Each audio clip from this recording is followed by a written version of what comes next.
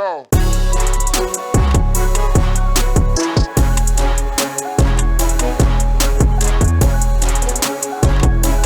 Crash and flow.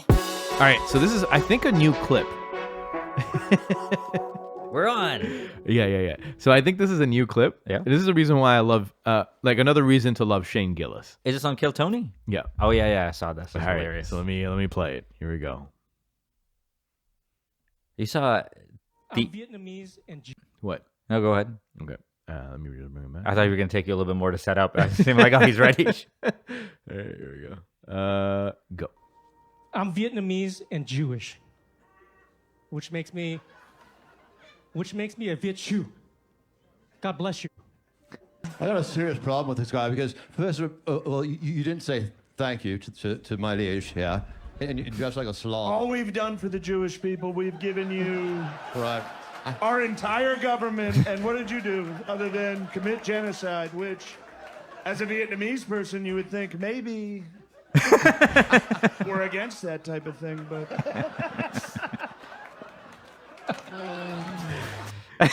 Dude, he has the Trump concern face down. Look at that. The pause where he Can says, maybe... Can we do him again just halfway through? I want to so short, might as well. All right, let me just bring it back. Oh, we don't have to listen to that guy. That was horrible. It That really hurt, was a bad That joke. hurt me. A Viet Jew. God bless you. This guy because first of all, well, you didn't say thank you to my liege here, and you dress like a slob. All we've done for the Jewish people, we've given you Right.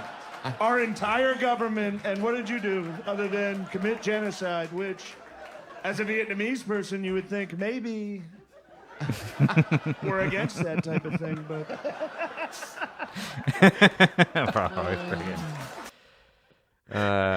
So I was watching Theo talk to, I forgot what comedian, it was like a week ago or 2 weeks ago, and he was just like, sometimes I feel like we're all just run by the Israeli government. He's just rubbing his legs and just saying crazy things. Yeah. Yo, let me see if I can bring that up. It's because so this is like great. nonchalant, just like, sometimes it's just how I feel. You know how the way he says, sometimes I feel weird? Sometimes I feel like I just thought it was so funny, Theo. It's a hard one to find, unless you're just following Palestinian, stuff. Yeah. Yeah, maybe that one? I don't know. Yeah, it's tough. Not that guy.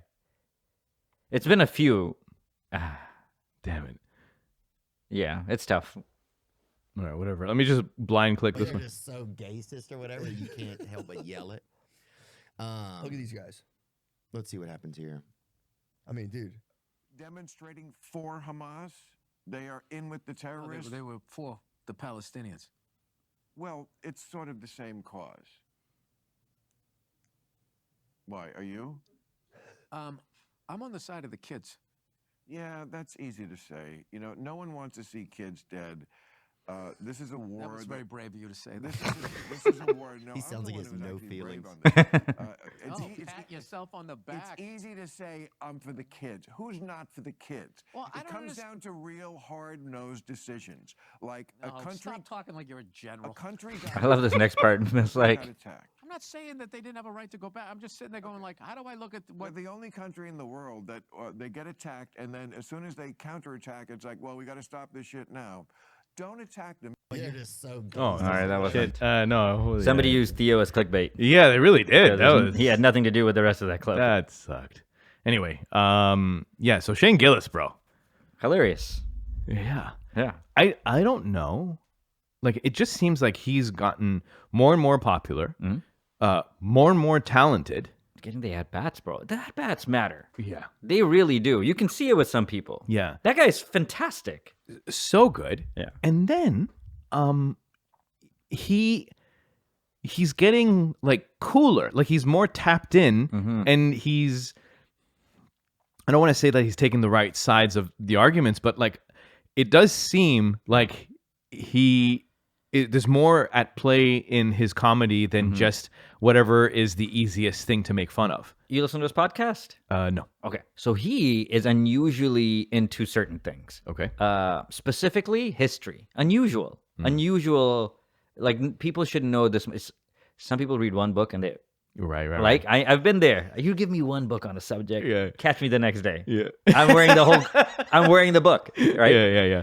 But you can tell like somehow this guy's It's like Brian Callen. Yeah. Brian Callen. God bless Brian Callen. It's tough not to, right? I Yeah. guess. Yeah. But yeah, this guy he's at the top of his game, but I think some people I'm like, this is gonna drop off, but I'm like, this guy's legit. Yeah, I think he's just gonna keep going, right? Yeah. Ralph's coming, by the way.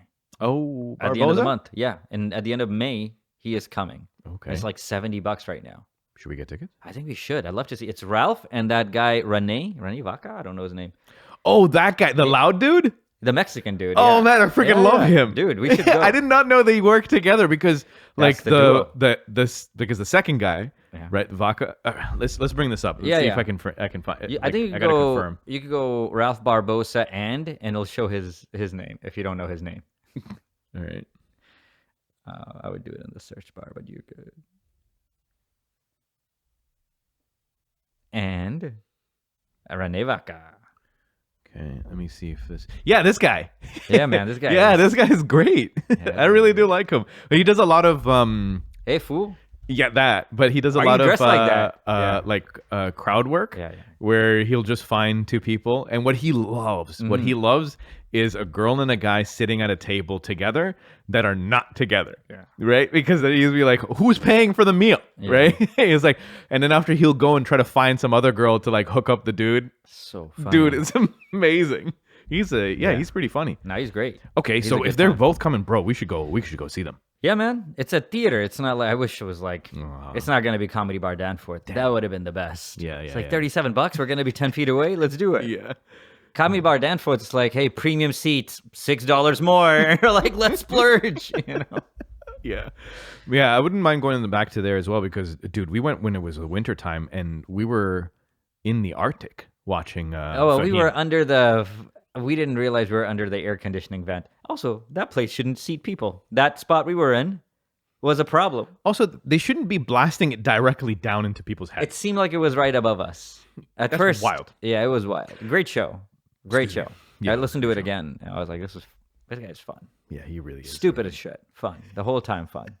Yeah, I really do like him. Fahim Anwar is, in my opinion, like one of the greats. Wow. That like write consistently, jokes consistently, and then like it's really when he's doing the jokes, it is one of the one of the purest. Like he's a purist in This is a in the game. comedian. This is you want to go see. Hey, I want to go see stand-up comedy. Yeah. You can go watch Fahim Yeah, Anwar. this guy. That is a working comedian. Yeah. That's sharpening shit all the time.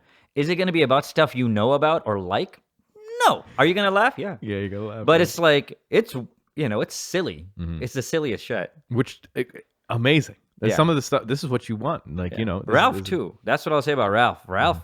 I've listened to more Ralph Barbosa than maybe anybody else in the last 4 months. Yeah. Just hilarious, but silly, stupid as silly, shit. Just dumb. Like nobody had to hear this. Nobody. It didn't add anybody. Or like, no, I'm gonna think about this later. Right. Yeah. But so funny. Yeah. So funny. No, that's true. Yeah. To me, that's like, I know people will be like, this is what comedy is supposed to like introspective, whatever. To me, it's still Mitch Hedberg. It's still like just smart, but stupider than smart, but almost as smart as stupid. Yeah. Comedy. Yeah. You know what? I have an appreciation. Obviously, I'm a purist at heart, right? So I have an appreciation for the pure art of the comedy. Right. But like, I do enjoy from time to time, the Dave Chappelle, like a storyteller Bill Burr, kind of all thing, of Bill that. Burr 100%. thing, because like, I think also as people get older, they start having some thoughts. And some of it is like, I think I'm smart, therefore I share. And other times it's like a genuine concern of like where we're going and like, hey, I've built, empathy over time. I've started to love people more. And then now you're putting it in your jokes because you've actually, like Bill Burr's biggest thing was like he got married and then he had a kid. And then those two things had like a transformative effect on his like temper, how he sees himself, his relationship with his father, what his relationship with his daughter, like all of those things happened like sort of like this crash course of like 3 years where he did a pretty strong change. And then it got to a place where it's like, there's some concern. Yeah. Right. And then he's trying to share that with people. And that's what you get Yeah. right? From that. Who knows? I'm like Fahim Anwar is unmarried single, right? And you can get the silly. Like, who knows if he's still grinding this out after he has a kid and he's married or whatnot, that might change. Maybe. Or maybe he just has the stupidest jokes about being a dad. Yeah. Right? Yeah, no, it's true. I mean, like, it could go either way. Yeah. Yeah. He could probably do both because he gets the stage time to do both. But I feel like when you're silly, something sad needs to happen for you to like make a different type of like comedy. Yeah. Your brain has to look at things differently. If like, yeah. I can see it happening. I'm just saying. Yeah. Yeah. Who knows? It also may be like, your starting point, how messed up your starting point was. Yeah, he seemed, he's one of those guys, and he was on Blocks, so you kind of get Blocks is like Neil Brennan's therapy podcast. And he seemed like he was like, yeah, my dad didn't want me to be a comedian, but it's not as bad as like some people have it. You're like, what happened? And you're still alive, Yeah. How are you still alive, dude? Yeah, your mom said what to you? Okay. Jimmy Carr, he's great. Like his introspective stuff Yeah. is very good, and his comedy is like great, like very good, very as sharp. well. Yeah. I mean, if you don't like this joke, give me 10 seconds. I'll give you another one. You won't see it coming. Yeah. Like, it's great. That I get it. People want to have a thing. Yeah, I like him. I laughed once in the middle of a set, and people laughed at my laugh, and I was like, I'm never doing that again. Because I realized I'm like, that one hurts. Yeah, my voice broke when I laughed, and people thought it was funny, and I was like, I don't want this to become my thing. But Jimmy Carr, he was on Blocks as well. Yeah, it's friggin' sad as shit. Oh, really? Eh? Oh yeah, his mom passed away, and his mom was everything. She raised him, and well into his 20s, and like he went to like Cambridge and stuff. He's a smart guy. But the mom stuff, I was just like, God, Jimmy. His jokes just stayed silly the whole time, though. Yeah, I was really like, because I'm like, this guy can't take on a monologue. Let me bring up the most offensive Jimmy Carr joke. Man, friggin' Jeselnik has some super offensive. Those ones I don't even know if I want to play it. I tell you his priest one. Can I tell it to you? Yeah, go ahead. Anthony Jeselnik has a joke about, I grew up Catholic, and in my town there was one church, and we all went to it. And it came out later that the priest used to rape all the boys. I heard that, and I thought, I went to that church. That could have been me if I was a priest.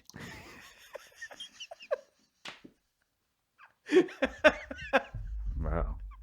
I was just like, well, brava. Like, whatever. You made yourself a pedophile with that joke, dude. It's crazy. Anything for the joke. Yeah. He calls that a gallows joke, where if you don't laugh, it's a horrible feeling inside of you. I was like, okay, buddy, you got me. Here we go. What is the most offensive joke that you've ever written? If only Africa had more mosquito nets, then every year we could save millions of mosquitoes from dying needlessly of AIDS. Wow.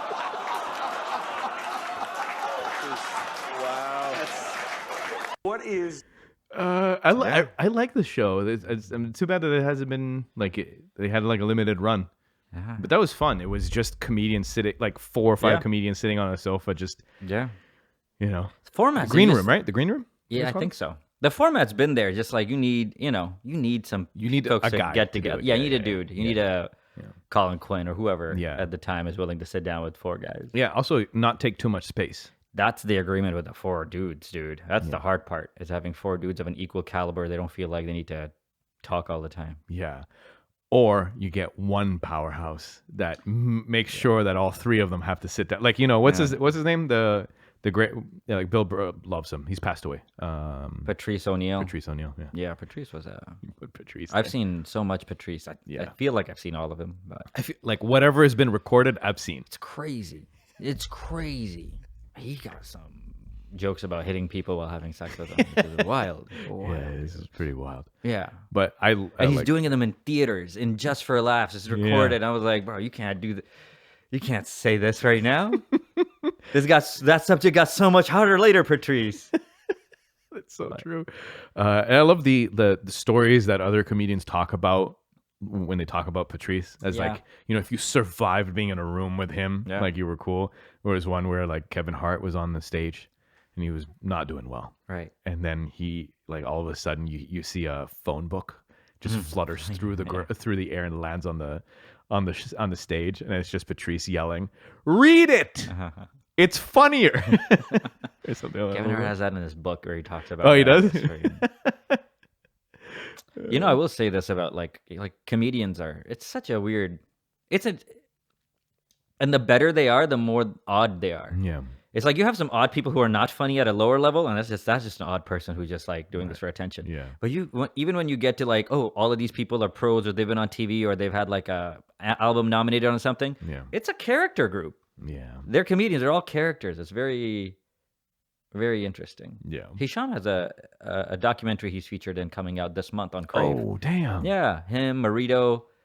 I forgot what it's called, but it's on his Instagram, and we'll plug it next time. But Okay. it's just about comedians being comedians. That's cool. In Toronto, like the Toronto scene? Yeah. That's going to be fun to watch. I think a Toronto comedian grabbed a camera and then was Yeah. able to sell it to Crave later. Yeah, no, fair enough. But that's still fun. That's good. I'm looking forward to it. Yeah. Everything Hisham had this whole like being Muslim through Ramadan. He was doing like these daily posts. Yeah. Some of them were pretty funny. A lot of them was dad jokes. Of But I course. appreciate it. Well, you could tell him, like, you writing these every day. He's like, every day, new date joke. I could tell. That's a date joke. Yeah. I appreciated the attempt. I appreciate somebody trying to be funny in Ramadan. It's so hard. Yeah, it really is. And you're like low energy as well. Yeah. Okay, before we go into this, do we want to talk a little bit about No Other Land? Yeah, we went to see the documentary. And I forgot we went Yeah. to go see the Oscar-winning documentary by Palestinians and one Israeli Jew. I think it was more of than the one. West Bank. Yeah.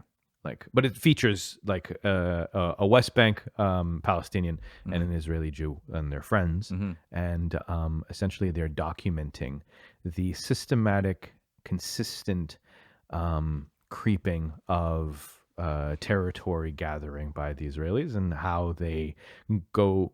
It's centered around a specific village and how they slowly destroy houses and then set up their settlements, and the slow and methodical denigration and removal of what's the word I'm looking for? Apartheid? Yeah, exactly. Like the creeping apartheid that marches on in the West Bank, in a place where they say, like officially, they're like, hey, we don't support. Like the UN says, we don't support. We condemn the settlement in West Bank, but no one really does anything. Then you see what it is, what's happening, what's the texture of it. And really, when we watch Instagram videos and we watch Twitter videos and Twitter posts and pictures and things like that, while it hurts our heart when we see what's happening, when you sit down, and I hate to say this, but like when you sit down and you watch a documentary, it affects you differently than if you look on Instagram. Because even if you give them a little dua and then you liked it or you commented Free Palestine and then you moved on to the next thing, that was all you had to do. You can detach right after. Yeah. You Literally do that. the next reel. The you next can reel, you detach. can detach. Whereas it was uncomfortable for me sitting in the movie theater because you have to sit there with their pain as you see the injustice of a occupying power citing laws that are made up by the occupation so that it validates the destruction of your family home that's been there for 200 years. And then when you build it, they try to rebuild their house at nighttime over the course of a few weeks or months, only for them to come back and destroy it again.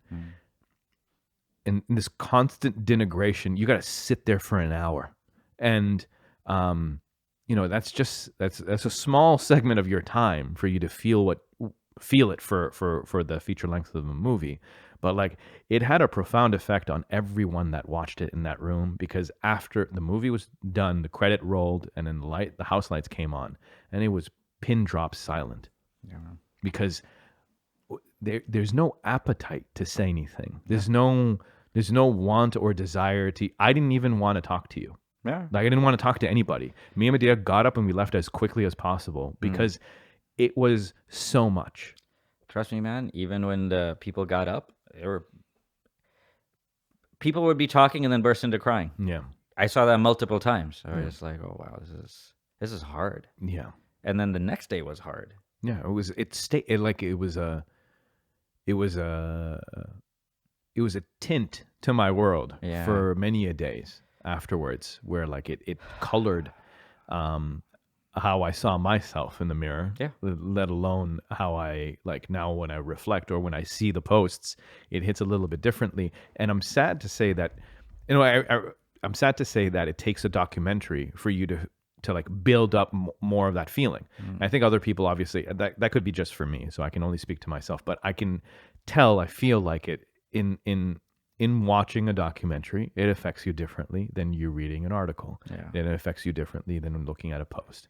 And I think it's required viewing. I think those people who are listening, who are curious, it's well deserved of the Oscar. I think that even if we look at it from more like storytelling, technical point of view, I'll do one point of what I noted.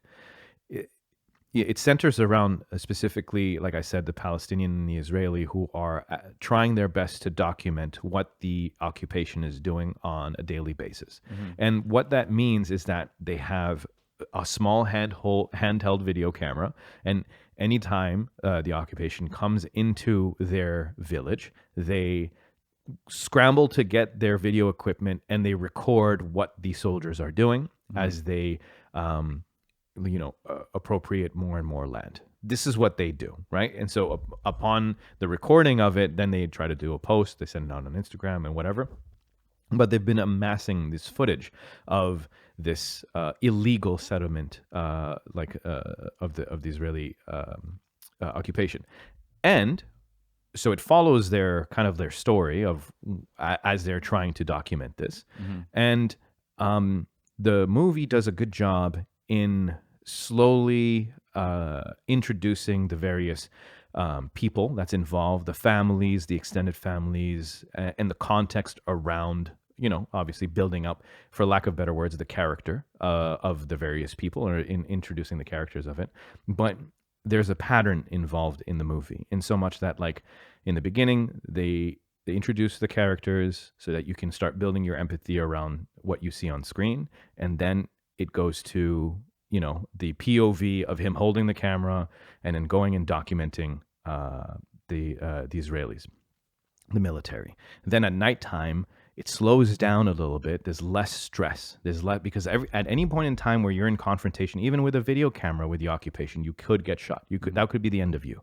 And then in nighttime, it's like this introspective moment in between two people who live on the extreme sides of this conflict. And they talk, but like very sparing words, but they're kind of just in each other's company. And then the next day comes, and then there's another thing for them to document, and then your heart rate goes up, and you're not only like you're risking your life and the indignity of what you're seeing, and then in the evening it starts to slow down. And then what this documentarian does, and the editors, what they did when they told the story, is that they slowly ramp up this pattern to the point where by the time you're in the middle of the film, you are getting exhausted with the amount of like high highs and then the slowing down at nighttime, and you're just constantly having to do this every day for you to just exist. This is what they're fighting for. They're fighting for their right to exist in a place where they used to live. And technically, the editing of the documentary is very good, because not only is it telling a story that that you are feeling for and you're connecting with the people that you see on screen, but the pacing of it, the way how they edit it, the way how they're driving home to you, the viewer, on how frantic it is to just exist in this in the situation that they're in the way how they've edited it, it's fantastic. And I think that might have been one of the key factors as to why it's gained or gotten an Oscar, is the way how they presented this struggle of someone who's just trying to stay alive in a place. Oh yeah, we're taking the footages. You can get punished by getting legitimately killed. Yeah. Just for taking these videos, and the dude's dad got arrested. Yeah. For his son doing the videos. Yeah, and stuff. yeah. It's freaking. You know what the sad thing is? It's everything we already know. Yeah.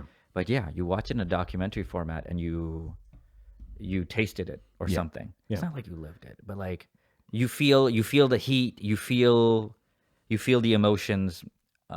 It's crazy that it doesn't have any network rights in terms of like getting on cinemas and stuff like that. So yeah, I'm hoping that changes as time goes. It's a very powerful piece, I thought, like as far as like storytelling goes. Yeah. Just like for you documentary nerds, it's a good one. The violent scenes are a little bit too violent almost, though.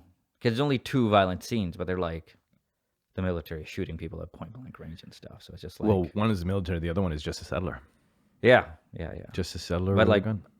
that's gonna be a tough, because so the organization that put this on was the Silk Road Institute, which is an organization that highlights Muslim artists in a lot of different artistic lights. Yeah. It's just like they're trying to get more screens and stuff. And just like you got to work with somebody who has a screen as willing to be like, yeah, sure, put that on. Right. Yeah. It's the thing is, yeah. I mean, it is tough, but the thing is, at the end, also, it is the react. Like, I don't want it blurred. Like, I want you to sit here. It's the same way. Like you need to feel uncomfortable. That's what we're trying to do, or that's what the movie is also trying to do. It's trying to convey to you that, like, if you don't have the out to look at your phone so that you could distract yourself, this feels unbearable. Yeah, that's why that guy was on his phone the whole time. There was a guy on the phone? Him, the main character. Oh, yeah. Basil? Yeah. And his buddy, I think Yuval. Yeah. He was like, why are you on the phone? He's just like, I don't know what else. Like, it was what we feel when we are reading up on Palestine, but his whole life. And you can see that he's like... trying to dissociate a bit. Disassociate, cracking, just like smoking a lot of shisha and whatever you can do to friggin' survive. It's like the mental stress and anguish is... SubhanAllah, I'm really glad we are lucky enough to live in like a city where like, hey, we're going to do a showing for this. We're like, oh, perfect. We can go and watch it. And you could go to Florida where it's illegal. Yeah, it was freaking Florida. It's just like, what's not illegal? A pet alligator on the line. You could fuck your sister, whatever, like they do whatever they do down there. Yeah. They're like, no taxes. But like, can't show this movie. It's freaking, it's weird. The hypocrisy of that shitty state. But I was glad I went. I'm glad that we went. I'm glad that Silk Road did what they did. That was because it's an undertaking. It's not an easy thing to do. It's not an easy thing to organize something such as this, and that's politically charged. And there's other considerations. They were worried about violence while absolutely. We were there. They were like, "What if this happens?" I was like, "I'll be there." But once it got dark, I'm like, "Well, there's pointless of making noise now. It's the movie started, right?" Like, you're like, surely. Movie etiquette overthrows. I know. I was like, you shh. We're watching. They would start yelling, like, shh. What I also appreciate about Silk Road was not a long starting, not a long closing. I absolutely loved the closing of it, where the guy's just like, get home safe. That's it. There's nothing else to say. Because at that point, I was so I think him too. I think that guy too is like, I don't have nothing to say, guys. Right. It was so much where I'm like, I gotta leave and take a walk outside. Yeah. Right. You see that the thing where this is the mom of the paralyzed. I know, bro. Thing and but like that's what I'm saying. What you don't get when you're on Instagram, and I feel dirty saying it, but this is actually the value of the documentary, is that when she's sitting there after she says her piece. And then she just sits there. She cries. And and this lady was unbreakable. Right. Up until that moment where like this small moment where she kind of releases a bit because there's no one around her. Yeah. And the camera stays on her and you gotta sit there and you gotta feel. You gotta look at a mother talking about her son who's been shot and is paralyzed and in a cave. And living in a cave and saying, I hope that God takes him so that he won't suffer because I can't give him my life to make him better. And then she breaks. That extra 5 seconds where you have to sit there and watch it, that is the value of a long form situation. And it's unfortunate that we have to, or they have to, parade their indignity for us to feel something. But I think that's the human condition. And so I'm glad that it's created. I'm glad that he did it. Shout out to the Israeli Yuval. Yeah. Or whatever his I name think is. it's Yuval. Yeah, of standing by and trying his best, and like you got to know those cameras and those video, like the memory cards, because they had to record and they got to bury the stuff. Yeah. Like they got so all of the stuff is coming from him. If it wasn't even for him, we wouldn't even see it. Yeah, they all obviously to this military, the Palestinian lives mean nothing, but this guy put himself through a lot of danger to do this. Yeah. And SubhanAllah had won an Oscar. You can tell, this is the one thing that you can tell while they're making this and you see them talking, they have no idea this is going to be as big or important or whatever. It might just be They're for like, themselves. hopefully more people watch this than this article. Yeah. It's, if you ever read the autobiography of Malcolm X, you get that same exact, just at the, you're like, oh, this guy has no idea who he is to us. Yeah. Or what he is going to mean to a whole generation of people. Yeah. Very interesting. Yeah, that is true. Yeah. Yeah, because at the time of writing, how many people are like even showing up to a Malcolm X speech or a lecture? Yeah. And it's also not like your TV publicity is not positive. There's no social media. There's articles about you. They're not written by you or your people. Yeah. So, yeah. Very interesting. SubhanAllah. I'm, like I said, really lucky that we're here and living in this time, and it inspires all of us to do more, say more, at the very least, think more. Yeah. Yeah. So, SubhanAllah. I hope you even hate it in your heart. Okay, so we have. I mean, we're nearly done over here, but I'm trying to see whether or not I can give you a short one. Is this an animal? Is that a guy with a lion? Yeah, it's a guy with a lion. There's a fence that's beside him. I guess the only reason why I saved this is the agility of the lion. Of the lion. Here we go. Not of this guy. This balding. Oh my God. Oh, you're not getting away, dude.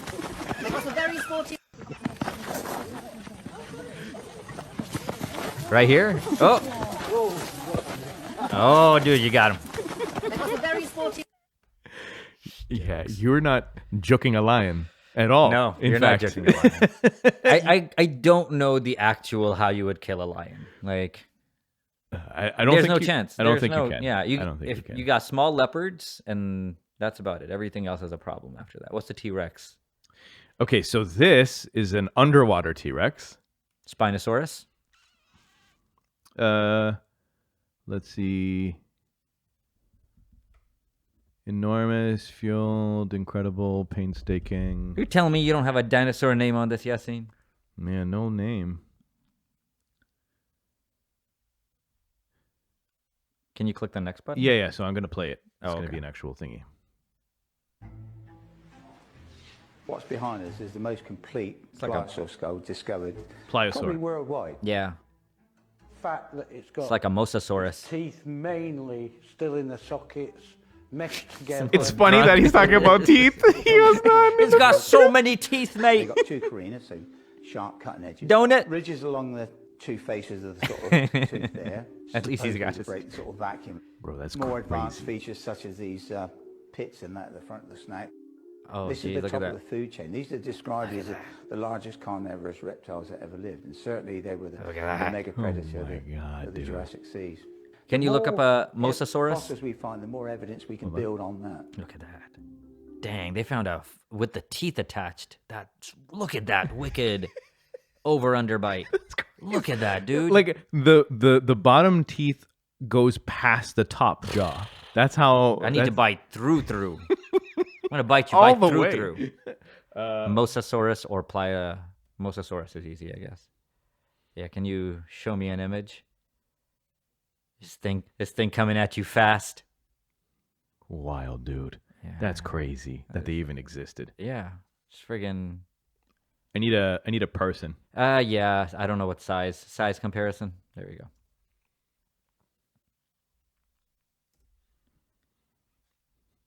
It's got you, dude. It's got you.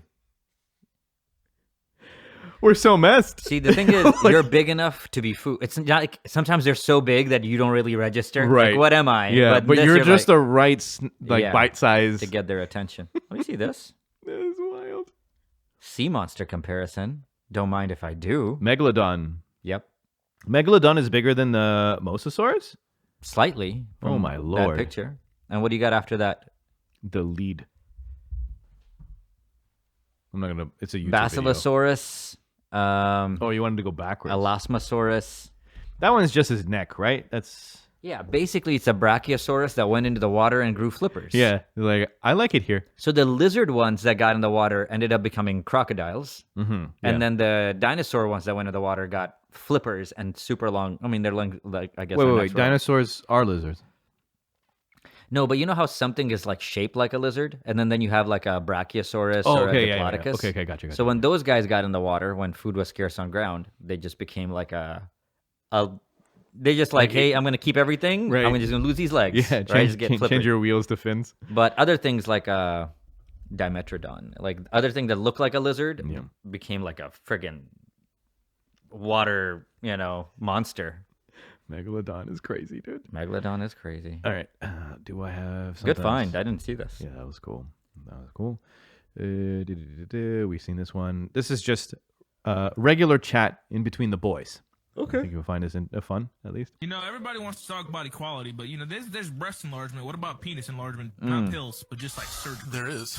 You know what they do is like every man has like 3 or 4 inches of dick that's like in their body, and they just pull the rest of it out. Really? What you're saying is, you guys know If I pull hard enough.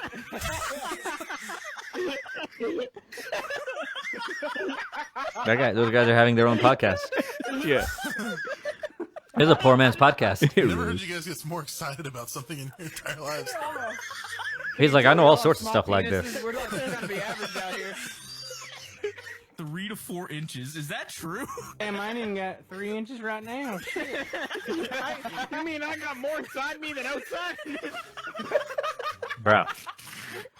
Also, you can tell this guy knows what he's doing. Yeah. Jesus Christ. How many people are playing this? It's like she asked for a dick pic. You sent her an X-ray. Bro. That is so funny. I think squad of 5. I think squad of 5. Hey man, follow those guys. Dude, I'm telling you, sometimes some of the most fun is on game chat in the game lobby. So funny. It is great. I might be this is a final thing. I'll just throw away. I think I might be selling my Xbox. Whoa. Mostly because Microsoft it now releases all of its games also on PC. They don't have they don't do exclusives anymore because of there's not enough people buying Xboxes. Okay. And so as a result of them trying to increase the amount of players in Halo, for example, they released it onto PC and allowed cross play, which would then open up and then gain more players. Right. Because Halo is Who doesn't have a PC? Exactly. Right. And so for me, it'll make more sense for me to just switch over to PC gaming. It seems that a lot of people are moving towards that direction anyway. It looks like systems are slowly dying. End of an era. But the Nintendo is still going to be the Nintendo. Yeah. They play in a different realm altogether. Did you see the new one, the Switch 2? Nope. It looks nice, bro. I think you might want to pick that up. I like the Switch 1. Yeah, new controllers, bigger screen. It's the right level of game for me. Yeah, exactly. Yeah. It's not these like, hey, you have a 17 day game you have to play. Right. Like, show me something transactional. Right. Just quickly get in. Am I a cat? Good, perfect. That's what I wanted to be. The next Mario Kart is going to be an open world Mario Kart. Oh, nice. Yeah. You can go to Karachi? I don't know about Get that. your cart stolen? Maybe it just becomes you running around with Mario. I have a new joke, by the way. That's freaking awesome. All right. It's upgraded my old joke. It's been episode 491. Thank you for hanging with us. We'll be back in a week. Take care of yourselves. Good night. Go.